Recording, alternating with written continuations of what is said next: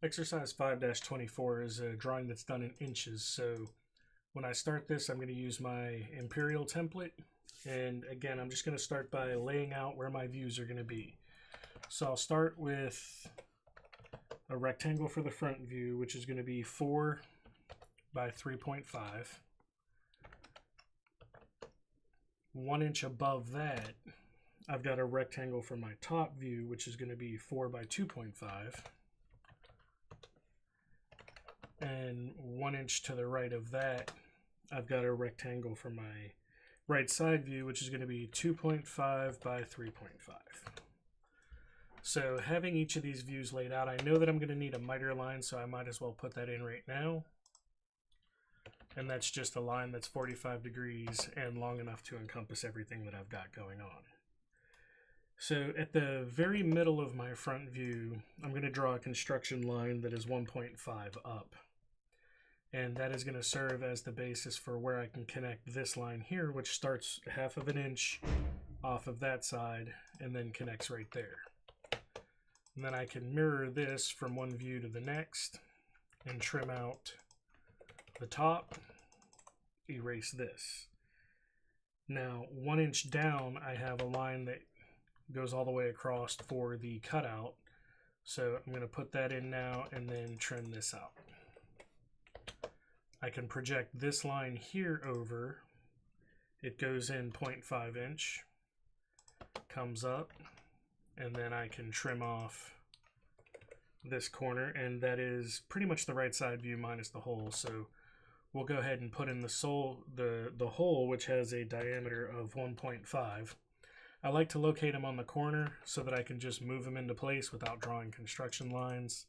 So I'm going to move this at a -1 by 1.5 to put that into its correct location. Now there's going to be a lot of hidden lines and stuff going on each of these views, so I want to go ahead and complete these two views with the hidden lines first, because I'm going to need a lot of this information up here in this top view. So we'll start by drawing the hidden lines that represent the hole being cut through here. And these are both going to be hidden lines. And then I'll trim out the interior piece of that and erase my construction lines. And then I've got a line that is going to be projected from here, which is the bottom of the groove.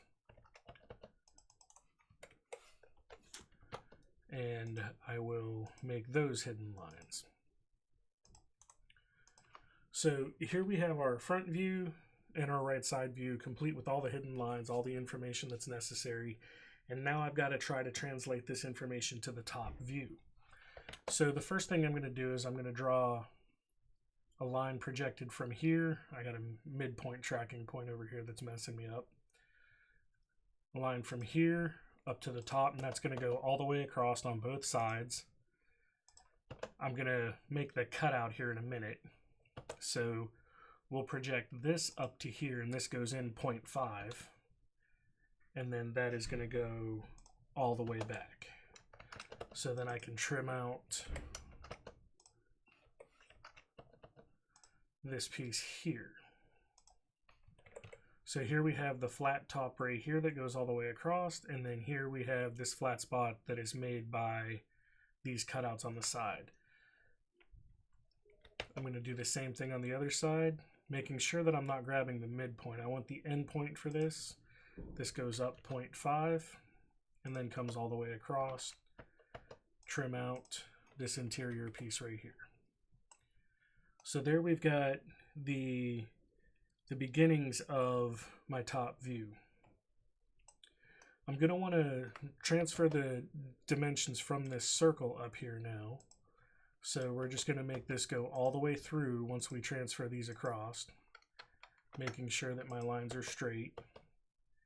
And then I need this line here to come up and this line here to come up. Now, what I'm actually drawing right here is just going to be a rectangle to start, because I want to use the rectangle as the construction geometry for the ellipse that I need to create. So now I can go to my ellipse command from this midpoint to this midpoint and then over to that endpoint. that is what this cutout is going to look like from the top view. I can now transfer the bottom of the groove up.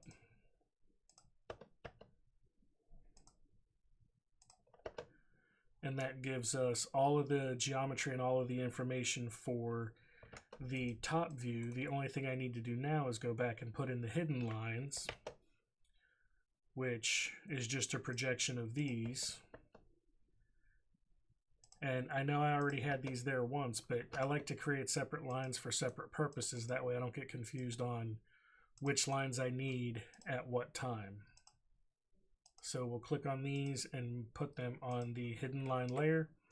And now what you can see is my top, my front, and my right side with all of the hidden lines. And again, the top view is basically a projection of all the information that we gained from the front view.